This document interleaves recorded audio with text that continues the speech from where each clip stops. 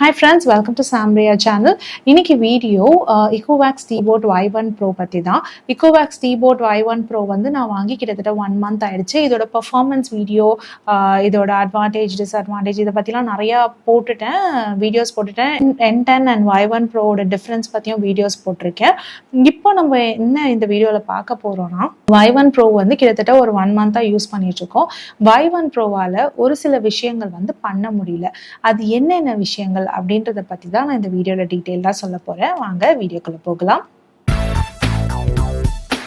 First thing வந்து Y1 Proவால் எந்த விஷயம் செய்ய முடியலன்னா, அதால் வந்து ஒரு பிக் சைஸ் பேப்பரெல்லாம் சக் பண்ண முடியல. பிக் சைஸ்னால் ரொம்ப பிக் சைஸ் இல்லை, இந்த சைஸ் பேப்பரை கூட அதால் வந்து சக் பண்ண முடியல.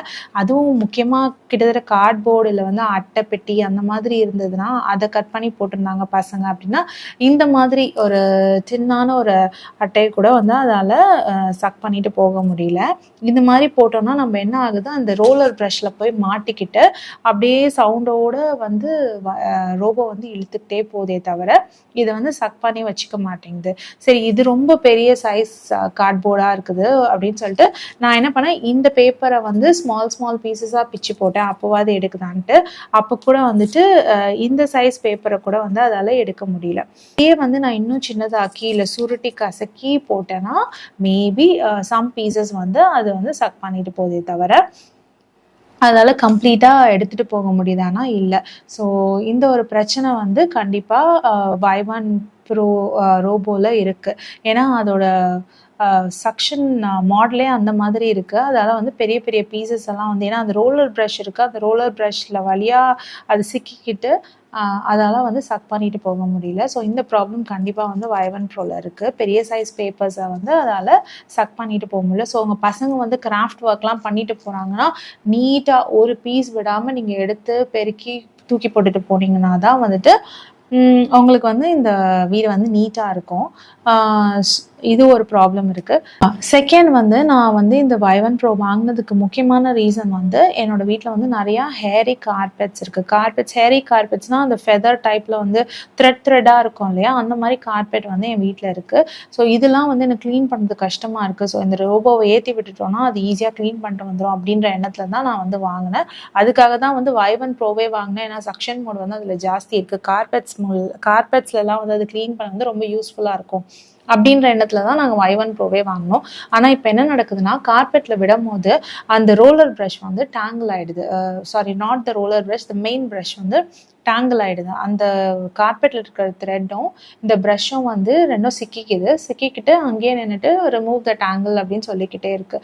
ஸோ நம்ம ரிமூவ் பண்ணி விட்டு ஒரு டூ செகண்ட்ஸில் திரும்பவும் டேங்கிள் ஆகிடுது. ஸோ என்னால் வந்து இந்த கார்பெட் மேலேயே வந்து என்னால் இந்த ரோபோவை விட முடியல. ஸோ உங்கள் வீட்டில் வந்து இந்த மாதிரி ஹேரி டைப் இல்லை ஃபெதரி டைப் கார்பெட்ஸ் இருக்குன்னா அது மேலெலாம் நீங்கள் விட முடியாது. ஸோ அந்த எண்ணத்தோடு நீங்கள் வாங்குறீங்கன்னா இது கொஞ்சம் கஷ்டம் தான். ஏன்னா வந்து சிக்காயிடுது. நம்மளால அந்த சிக்கை உட்காந்து எடுத்து விட்டுட்டு திரும்பி விட்டாலும் திரும்பி சிக்காகுது. அதனால அதுல விடுறது வந்து நோ பாயிண்ட்.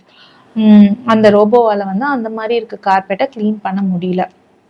இது ஒரு பாயிண்ட். தேர்ட் பாயிண்ட் பார்த்தீங்கன்னா, கிளீனிங் அண்ட் மாப்பிங், அதாவது வெக்யூம் அண்ட் மாப்பிங் மோட் வந்து ரெண்டுத்தையும் ஒரே டைம்ல வந்து இந்த ரோபோவால் பண்ண முடியும். ஆனால் நீங்கள் அப்படி பண்ணுற பட்சத்தில் இந்த கிளீனிங் எப்படி எஃபிஷியண்ட்டாக இருக்கா அப்படின்னு பார்த்தீங்கன்னா, கிளீனிங் எஃபிஷியண்ட்டாக இல்லை. ஃபஸ்ட்டு ரோபோ வந்து ஒரு தடவை வெக்யூம் பண்ண விட்டுட்டு அதுக்கப்புறம் நீங்கள் வந்து மாப் பண்ணிங்கன்னா தான் வந்து வீடு க்ளீனாக இருக்குது. இல்லைன்னா என்ன நடக்குதுன்னா, Y1 Proவில் வந்து வாட்டர் டேங்க் வந்து பெருசு, வீடு ஃபுல்லாக வந்து ஒரே டைமில் வந்து க்ளீன் பண்ணிட்டு வந்துடும் அப்படின்லாம் சொன்னாங்க.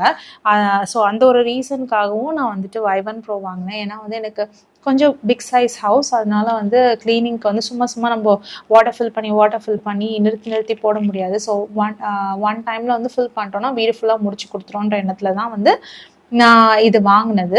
ஆனால் இப்போ என்ன நடக்குதுன்னா, ஒரு தடவை வாட்டர் ஃபில் பண்ணிட்டு நான் விட்டேன்னா கூட மாப்பிங் பேட் வந்து அழுக்காயிடுது. ஸோ அதுக்காக நம்ம என்ன பண்ண வேண்டியிருக்கு, மாப்பிங் பேடை ரிமூவ் பண்ணி வாஷ் பண்ணி திரும்பி பேஸ்ட் பண்ண வேண்டியதாக இருக்குது. ஸோ நம்மளுக்கு வந்து இது டபுள் த ஒர்க் மாதிரி தான் ஆகுது. Even though water tank is big எல்லாமே சொன்னாலும் நம்ம வந்து இந்த மாப்பிங் பேடை திரும்ப ரிமூவ் பண்ணி வாஷ் பண்ண வேண்டியதாக இருக்குது. இல்லைனா வந்து அந்த லைன்ஸ் எல்லாம் அப்படியே பேட்சியாக விட்டுறது. நம்ம க்ளீன் பண்ணாலும் வந்துட்டு அந்த டார்க் லைன்ஸ் வந்து விட்டுறது வீட்டில்.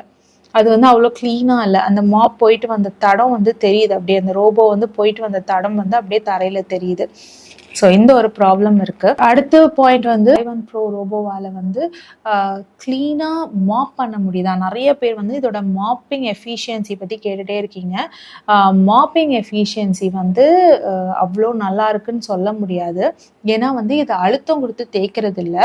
அதனால கொஞ்சம் அழுத்தமான கரை, இப்போ நம்ம வந்து உடனே சாப்பிட்டு உடனே அதை க்ளீன் பண்ண வைக்கிறோம் அந்த இடத்தனா வந்து நீட்டாக க்ளீன் பண்ணி கொடுத்துருது.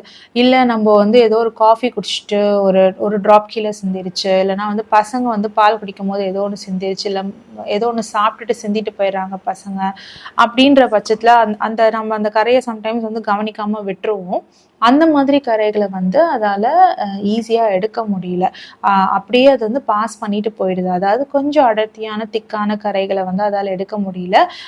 தரையோட காஞ்சி போன கரைகளையும் அதால் எடுக்க முடியல. அந்த மாதிரி கரைகளுக்கு வந்து நம்ம அழுத்தம் கொடுத்து தேய்ச்சி எடுத்தாதான் வரும் இல்லையா, அந்த மாதிரி கரைகளை அதால் எடுக்க முடியல. லைட்டாக அழுத்தம் கொடுத்தாலே வந்துடுது. ஆனால் அந்த மாதிரி லைட்டாக அழுத்தம் கொடுக்கக்கூடிய அழுக்க கூட வந்து ரோபோ எடுக்குதான்னு கேட்டால் இல்லை. ஸோ மாப்பிங் எஃபிஷியண்ட்டாக இருக்கா அப்படின்னு கேட்டிங்களா, மாப்பிங் வந்து அவ்வளோ எஃபிஷியண்ட்டாக இருக்குதுன்னு நான் சொல்ல மாட்டேன். எனக்கு வந்து 70% ஓகே அப்படின்னு தான் சொல்ல முடியும். ஏன்னா இது பண்ணி முடிச்சிட்ட பிறகு நான் உட்காந்து அந்த கரையெல்லாம் தொடச்சிட்டு இருக்கேன். ஸோ இது வந்து எனக்கு டபுள் த ஒர்க்காக தான் தோணுது. பட் ஸ்டில் என்னோட வீடு பெருசுங்கிறதுனால இவ்வளோ பெரிய வீட்டுக்கு நான் மாப் பண்ணுறதுக்கும் அந்த ஒரு சில இடத்த துடைக்கிறதுக்கும் டிஃப்ரென்ஸ் இருக்கு இல்லையா. சின்ன சின்ன பிளேஸ் தானே, அது தொடச்சிட்டு போயிடலாம் அப்படின்னு தான் தோணுது. என் ஒர்க் கண்டிப்பாக குறைஞ்சிருக்கு. ஃபுல் ஹவுஸ்க்கு மாப் பண்ணுறதை விட வந்துட்டு இந்த மாதிரி சின்ன சின்ன கரைகளை தொடச்சிட்டு போயிடலாம் அப்படின்றது வந்து எனக்கு ஓகே தான். இப்போ நம்ம உட்காந்து தேய்ச்சி க்ளீன் பண்ணுற அளவுக்கு க்ளீன் பண்ணுமான்னு கேட்டால் அது வந்து க்ளீன் பண்ணலைன்னு தான் நான் சொல்லுவேன். மாப்பிங் வந்து அவ்வளோ எஃபெக்டிவாக இல்லை. பட் கிளீனிங், அதாவது வெக்யூம் வந்து ரொம்ப சூப்பராக இருக்குது. அது வந்து இந்த சின்ன சின்ன முடி, மண், ரொம்ப ஃபைனான டஸ்ட்டு இதெல்லாம் வந்து சூப்பராக ரிமூவ் பண்ணிட்டு அப்படியே போயிடுது. இவ்வளோ ட்ராபேக் சொல்கிறேன். பட் ஸ்டில் வந்து Y1 Pro என்னோட ஒர்க்கை குறைச்சிருக்கான்னு கேட்டிங்கன்னா குறைச்சிருக்குன்னு தான் சொல்லுவேன். ஏன்னா வந்து நம்ம இந்த வீடு ஃபுல்லாக உட்காந்து பெருக்கி தொடச்சி பண்ணுறதை விட ஒரு சில இடங்கள், அதாவது அது விட்டுட்டு போகிற ஒரு சில இடங்களை மட்டும் நம்ம க்ளீன் பண்ணுறதுன்றது பரவாயில்ல தான். ஆனால் அந்த வெக்யூம் போய் க்ளீன் பண்ணிட்டு வர இடம் ரொம்பவே க்ளீனாக இருக்குது, ரொம்பவே நீட்டாக இருக்குது. ஒரு சில இடங்கள், ஒரு சில பெரிய பெரிய பீசஸ் ஆஃப் ஃபுட் பார்ட்டிகல்ஸ், இல்லைன்னா அந்த கருவேப்பிலை ஒரு வேளை கீழே கடந்ததுன்னா அதெல்லாம் அதால் சக் பண்ணிட்டு போக முடியல. அது ஏன்னு தெரியல எனக்கு. அந்த மாதிரி சில பீசஸ் எல்லாம் வந்து விட்டுருது சம்டைம்ஸ். அதை 4-5 பீஸ் இருந்தால் ஒரு 3 பீஸ் எடுத்துகிட்டு போகுது, ஒரு பீஸை விட்டுருது. அந்த மாதிரி தான் இருக்குது. அப்படி வந்து எல்லா இடத்துலையும் இல்லை, சில இடங்கள்ல நான் பார்க்குறேன். மற்றபடி ஓவராலாக அதோட க்ளீனிங் பற்றி சொல்லணும்னா ஓவராலாக வந்து ஓகே தான், நல்லா தான் க்ளீன் பண்ணுது. அதான் இது பின்னாடியே கொஞ்சம் கொஞ்சம் நம்ம வேலை செய்ய வேண்டியதாக இருக்குது. அது பரவாயில்லன்னு நான் நினைக்கிறேன். ஃபுல் ஹவுஸ் க்ளீன் பண்ணுறதை விட இந்த மாதிரி அது விட்டுட்டு போகிற சில இடங்களை மட்டும் நம்ம க்ளீன் பண்ணுறது பரவாயில்லன்னு நினைக்கிறேன். ஏன்னா இது நிறைய நேரம் எனக்கு ஹெல்ப் பண்ணியிருக்கு. நிறைய நேரம் நான் வந்து அந்த ரோபோவை ஆன் பண்ணி விட்டுட்டு நான் பாட்டுக்கு என்னோட ஒர்க்கை பார்த்துருக்கேன். மோஸ்ட்லி வந்து நம்ம இப்போ எங்கேயாவது ஊருக்கு போகிறோம் அப்படின்னா சொல்லிட்டு அந்த லாஸ்ட் மினிட் க்ளீனிங் தான் நமக்கு வந்து ரொம்ப கஷ்டமாக இருக்கும். அந்த லாஸ்ட் மினிட் க்ளீனிங் ஒர்க்கை வந்துட்டு இது சிறப்பாக செஞ்சு கொடுத்துருது. நம்ம பாட்டுக்கு பெட்டி எடுக்கிற நேரம் வந்து இதை ஆன் பண்ணி விட்டுட்டோம்னா இது வீடு ஃபுல்லாக வந்து க்ளீன் பண்ணிட்டு வந்துடுது. அதுக்கப்புறம் மாப்பிங்கும் ஆன் பண்ணி விட்டோம்னா மாப்பும் பண்ணிட்டு வந்துடுது. ஸோ அந்த ஒர்க் வந்து நம்மளது இல்லை, அந்த டைமுக்கு நம்ம வேறு ஏதோ ஒர்க் பண்ணுறோம் அப்படின்ற ஒரு சாட்டிஸ்ஃபேக்ஷன் இருக்குது. ஸோ இதுதாங்க, இந்த சில விஷயங்கள் வந்து ரோபோவால் செய்ய முடியல, அதுதான் வந்து உண்மை. ஸோ இந்த வீடியோ உங்களுக்கு பிடிச்சிருந்தா please like, share and subscribe. வேறு ஒரு வீடியோவில் உங்களை நான் திரும்பவும் மீட் பண்ணுறேன். Until then, it's bye from Jemima. Take care.